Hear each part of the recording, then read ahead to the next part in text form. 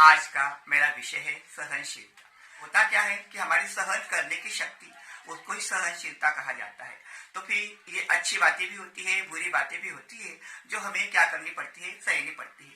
सुबह से लेकर शाम तक हमारी जिंदगी में कई सारे बदलाव आते हैं। अलग अलग बातों की प्रतिक्रियाएं हमारे चेहरे पर उभर कर सामने आती है।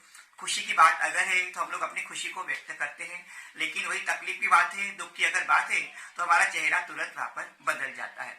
तो क्या हो जाता है, संत रहीम ने सहनशीलता का एक उदाहरण दिया है कि जिस तरह से धरती होती है तो इंसान को भी उसी तरह से सहनशील बनना चाहिए।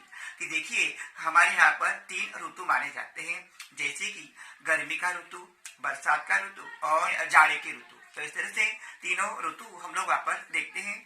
तो धरती पर जितनी भी गर्मी पड़ती है, धरती चुपचाप सह लेती है, बिना किसी आवाज के, बिना किसी तकलीफ के, बिना किसी परेशानी के। वो सारी गर्मी अपने आप में सोख लेती है, सह लेती है। उसी तरह से धरती पर जितनी भी बारिश आती है, कम ज्यादा मात्रा में, सारी बारिश को धरती क्या कर लेती है, स्वीकार कर लेती है, सह लेती है। कभी भी वो वहां पर तकलीफ व्यक्त नहीं करती और अपने तकलीफ को किसी को बताती भी नहीं है। उसी तरह से धरती पर जाड़े के रूप में जितनी भी ठंड पड़ती है, सारी ठंड को वहां पर सह लेती है। तो ठीक वैसे ही इंसान को हर तरह से सहनशील बनना चाहिए। कुछ कुछ लोग क्या हो जाते हैं, शीघ्र कोपी होते हैं।